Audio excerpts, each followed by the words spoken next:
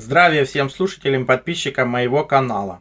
Предлагаю в этом видео разобраться, откуда же появился крест, когда он появился и какое значение несет. Потому что есть выражение у каждого свой крест, нести свой крест. Что это означает, мы разберем подробнее, но понятно, что это восходит к Новому Завету и словам Иисуса Христа: «Кто хочет идти за мной, отвергни себя, возьми свой крест и следуй за мной». Ну, я, конечно, дико извиняюсь, не все же мы идем как бы на казнь для того, чтобы помочь человечеству. Так откуда же у нас каждого свой крест? Притом, если мы посмотрим на обилие форм этого креста, то тоже вызывает вопрос: а когда же он появился? Откуда такое разнообразие форм? И что же он все-таки означает и в малом, и в великом? Поэтому предлагаю в этом видео все это разобрать, потому что есть подобные археологические находки. Перед вами фигуры, вырезанные из нефрита, и датируются они примерно 6700 лет. Они найдены на северо-востоке Китая. Принадлежат культуре Хуншань. Действительно, на них есть свастика. Это тоже гоматический крест или катакомбный. Крест с замкнутыми концами, он вращается. У большинства народов это как раз положительная символика. Она означала как раз солнце, свет, движение, благополучие. А по факту это как раз 4 поры года. То есть движение солнца в течение целого периода одного. Поэтому это древний символ индийский, индуизм, буддизм, джайнизм. Все они его используют. Да, он скомпрометирован был нацистами. Но по факту в таком исполнении он остается движением солнца, и по всей Азии он используется повсеместно, потому что нацистская символика — это совершенно другая символика. Это изображение к ней не имеет никакого отношения.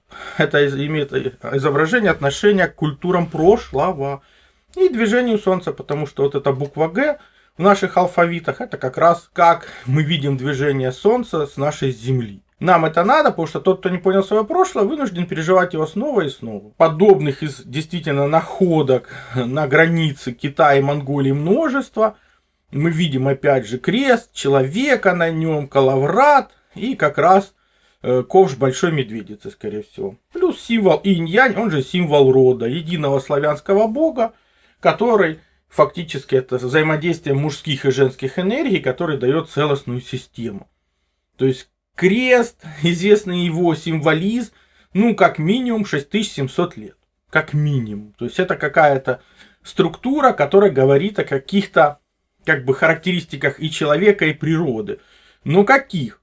Если мы посмотрим на пядевую систему славян, то мы увидим, в принципе, тот же самый крест, то есть, который мы видим в человеке. Почему каждый его несет? Это же витрувианский человек, а по факту это как раз принципы, на которых построено тело человека. Эта пядевая система была отменена только в 20 веке. До этого ею славяне пользовались повсеместно. Соответственно, и строили сооружения благодаря ей, чтобы в них максимально было комфортно жить человеку. Но кроме видимых аспектов есть невидимые. И по факту, если мы посмотрим на энергетическую структуру человека, то мы видим этот крест. То есть в центре камень-алатырь, он же душа, и она разворачивается в 9 основных энергоцентров. То, что нет никакой прямой связи, говорит биология, потому что у нас правое полушарие управляет левой стороной тела, а левое полушарие правой стороной.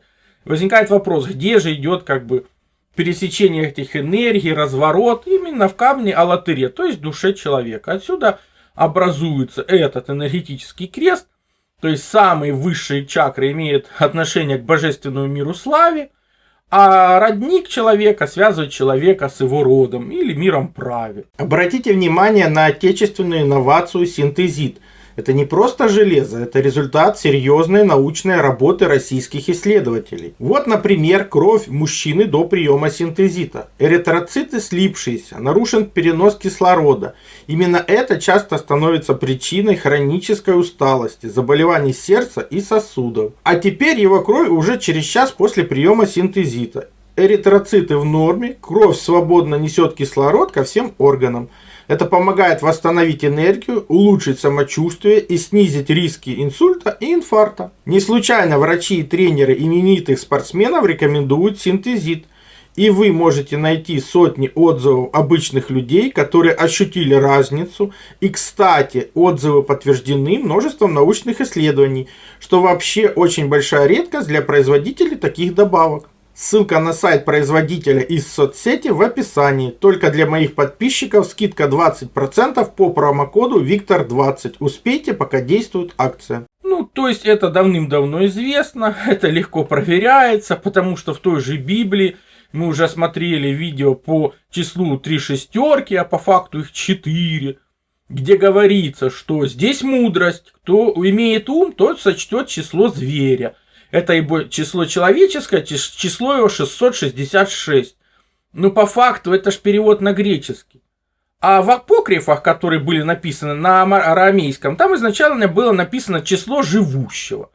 Греки сначала перевели живущего как животного, а потом животное превратили в зверя. А по факту это как раз и есть эти 9 чакр, он же магический квадрат, он же квадрат Пифагора. А по факту это как раз чакры человека, его энергетический крест. И когда они все заполнены, они образуют число 15. А 15 в нумерологии 1 плюс 5 это 6. Ну, повторяю, шестерок не 3, а по факту 4. То есть, действительно, для этого надо иметь мудрость и ум. Кто его не имеет, даже этого элементарного не понимает. Но что мы видим в малом, то и в великом. Если мы присмотримся к тому, как строятся храмы, то мы, в принципе, увидим то же самое. То есть 9 основных куполов, они же 9 чакр. Там колокольня, то есть связь с родом. И по факту это тот же самый энергетический крест человека. Почему как раз верхние чакры мир праве и славе, все, кто приходят с духовно развитых миров, они православны. А славяне как раз приносят в этот мир яньскую и иньскую энергию, то есть мужскую и женскую, и получается как раз славянин. А православные, повторяю, приходящие сюда с духовно развитых миров, потому что есть те, которые идут и из животного мира. То есть те, которые прошли свои как бы уроки в виде камня, в виде растений, в виде животных и получили человеческое тело. Вот здесь встречается как бы духовный мир, физический, и начинает взаимодействовать, чтобы помочь друг другу духовно развиваться. Но подобные кресты еще сохранились по миру. Это действительно чудом сохранившийся православный крест, где есть коловраты, где есть луналеля, где есть как раз вот эти периоды года, которых 4. Ну и по факту вы знаете, что есть другие виды крестов, они опять же полностью вписываются в человека. В человека, его строение и связь его с прошлым и настоящим. Вот и весь секрет. То есть на самом деле это универсальный символ, действительно у каждого есть свой энергетический крест. Но повторяю, что в малом, то и в великом. Перед вами справа как раз схема движения Солнца и Земли в течение одного лета. И если убрать вот эту перекладину, максимальное и минимальное расстояние от Земли до Солнца, то мы видим этот энергетический крест. По факту движения Солнца и Земли в течение года, где есть 2 дня равноденствия, где есть максимальное Солнце и минимальное. Поэтому нас уже не должно удивлять, что 5000 лет назад бог гор тоже был зачат непорочно, ходил по воде, исцелял больных, воскрешал мертвых, был распят на кресте и возродился через 3 дня. Потому что, например, 21 декабря Солнце 3 дня стоит в одной точке, потом это символически умирает, и после 3 дней символически возрождается. То же самое можно сказать и про Митру, и про Кришну, и про Диониса. Ну и понятно, что все это есть и у Иисуса в его истории. То есть они зачаты были непорочно, там была звезда на востоке, например, как у Кришны, творил чудеса, воскрес. Дионис, которому 2500 лет тому назад, было то же самое. Родился 25 числа, странник, учитель, превращал воду в вино, творил чудеса. То есть, в принципе, перед нами как бы солнечные боги и как раз рассказ про то, как движется Земля и Солнце, какие основные праздники происходят. Поэтому нас уже не удивляет этот поморский идол из Кипрской деревни, которому фактически 5000 лет, их множество там найдено. И мы видим тот же самый крест. А по факту именно движение как бы Солнца и Земли. И его фиксацию в базовом состоянии для человека, скажем так. Плюс подобный крест Андрея Первозванного, опять же, это как раз те же самые основные праздники астрономические. То есть 2 равноденствия, максимальное, минимальное Солнце. Потому что никто не знает, откуда он взялся, но он именно оттуда. Именно от солнечных земных праздников. Поэтому ничего удивительного, что огромное количество богов рождены 25 числа.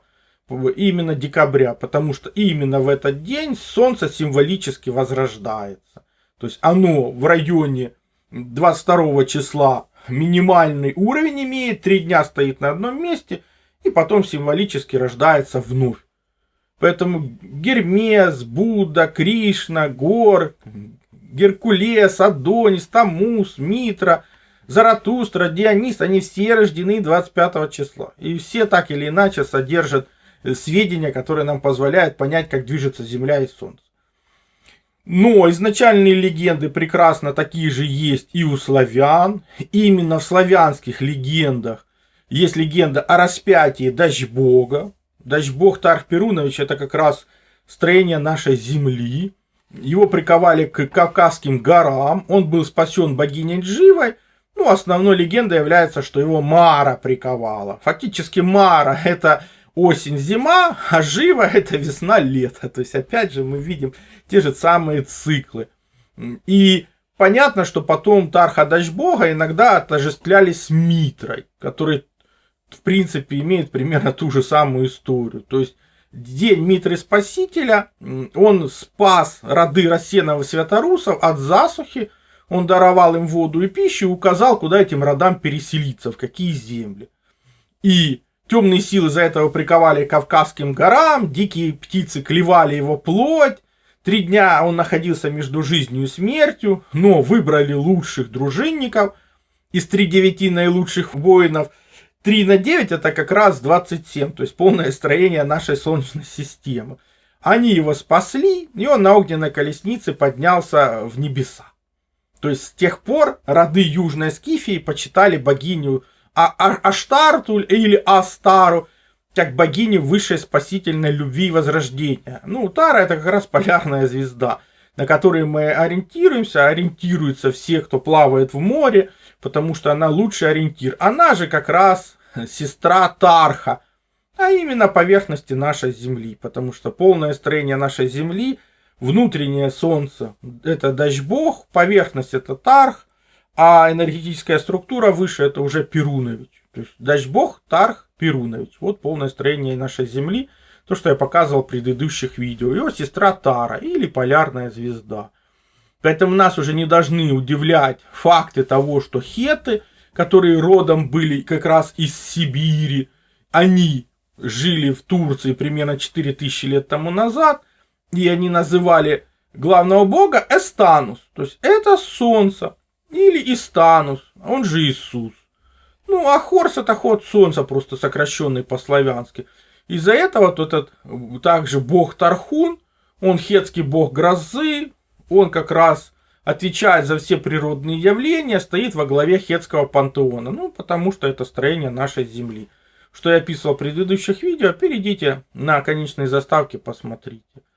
Но подобным же историческим фактам нам интересен и Прометей, потому что он подарил людям, как вы знаете, огонь, пожертвовал собой, все искусства у людей от Прометея. Но он царь скифов. Он царь скифов, он подарил людям возможность обрабатывать металл, и он как раз прародитель этих скифов. То есть вот этот Ксуф — это и есть искаженный скиф. Если посмотреть на его родословную, его родил Япет, он родил Прометея, а Япет — это 5300 лет тому назад, это как раз одно из направлений выживших людей, а по факту белые люди, потому что Яфет как раз прародитель всех белых народов, в том числе, как мы рассматривали в предыдущих видео, Ивана, который прародитель греков, ну, как и Прометей. И опять же, все это происходит после очередной периодической глобальной катастрофы. И потом идет возрождение, опять же, народа, в том числе и белых. Как мы уже в предыдущих видео смотрели, то есть Иван прародитель греков, а Магог это как раз прародитель тех, кто жили на Дальнем Востоке, и в Китае, и в Америку переселяясь, тех же скифов, а по факту тех же белых народов, которые строили там курганы, пирамиды, города. Ну, из-за очередной катастрофы глобальной тоже погибла эта цивилизация. Смотрите предыдущее видео. Опять же, за похищение Прометеем огня и передачу его людям, он в наказание был прикован к Кавказским горам. Опять же, мы тут видим миф про распятие, про жертву ради людей. Люди получили все искусства от Прометея, технологии, стали развиваться. Ну, по одной из легенд, все-таки он был освобожден Гераклом примерно 3200 лет тому назад. До этого ему каждый день орел клевал печень. Как вы помните по легенде, Иисуса тоже добивали тем, что поразили копьем фактически в печень. Опять же, связь прямая, те же самые образы, ну, трактующиеся по-другому. И опять же, жертва ради человечества. Но у нас есть подобный учебник царских детей, где македонские, путешествуя по территориям, находясь в походах, в каких-то горах, может, тех же кавказских, встречает гиганта ростом 50 метров, который цепями привязан, там горит огонь, он мучается постоянно. То есть, по факту, это тот же самый Прометей. Почему у него 50 метров роста? Ну, потому что это как раз рост жителей Солнца, богов, мира, славе, праве. Так что, в принципе, все совпадает. А так как эти люди, они фактически энергетические существа, а тело им как бы дано, но оно совершенно имеет другую солнечную структуру, чем наша. Поэтому он не сгорает, а как бы страдает за то, что помог человечеству. То есть миф как бы продолжается. Поэтому нас уже не должно удивлять, что в начале 21 века Британский музей обнаружил документ на египетском языке, который фактически дословно повторяет молитву «Отче наш».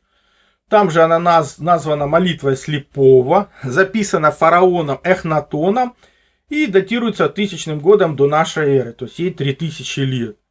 Но это же задолго до появления Христа. Ну, совершенно верно, почему и египетский крест не так уж сильно отличается от того креста, который сегодня называется христианским. Ну, потому что все это уже было у прошлых цивилизаций. Тот же самый Орфей, он же точно такой же как бы прообраз поздних монотеистических религий, в частности христианства.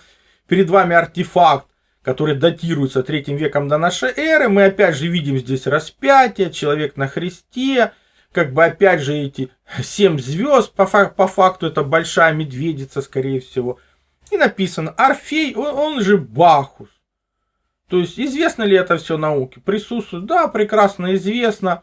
При том, что как раз эти боги, они в принципе повторяют то, что в итоге приписали Христу.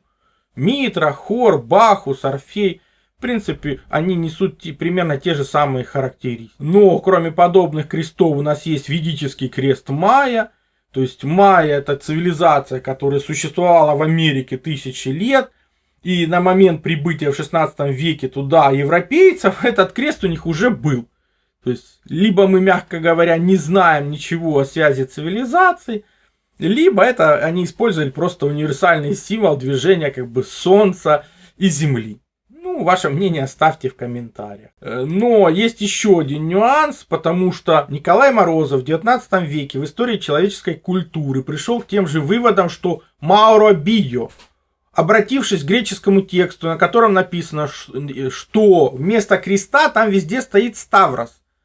А Ставрос это не распятие на кресте. Ставрос это означает кол или шест. То есть глагол ставра значит сажаю на кол. Поэтому здесь нет каких-то других трактовок. Это исказили как бы греческие переписчики. И так было изначально. Вопрос открыт. А Морозов написал, видите, азиатские христы. То есть он тоже исследовал эти вопросы и почему-то обращает внимание, что ребята, если верить греческим текстам, то все-таки как бы если и была казнь, то казнь именно кол вместо креста современного. Можно ли верить рукописям Нового Завета? На 100% вопрос открыт, потому что вот исследователи знают про 5000 рукописей. И фактически они не являются авторским оригиналом. Это копии, они переполнены ошибками, неточностями при переводе, искажающие смысл, мешающие правильно понимать суть. Ну, все то, что мы видели и в предыдущих видео, и в этом, где как бы человек живущий превратился в итоге в животное, а потом стал вообще зверем. То есть, например, в 18 веке выходит книга ученого Джона Милла. Он проанализировал тогда около сотни греческих рукописей Нового Завета и нашел более 30 тысяч расхождений. То есть в среднем по 300 на каждую рукопись. Причем он учитывал только важные искажения, явные ошибки. В наше время, проанализировав эти рукописи на греческом, было найдено по разным оценкам от 200 до 400 тысяч неточностей. То есть полный греческий текст Нового Завета включает 146 тысяч слов. И получается, что ошибок в Новом Завете больше, чем слов в нем. То есть, действительно ли надо доверять на 100% подобным текстам?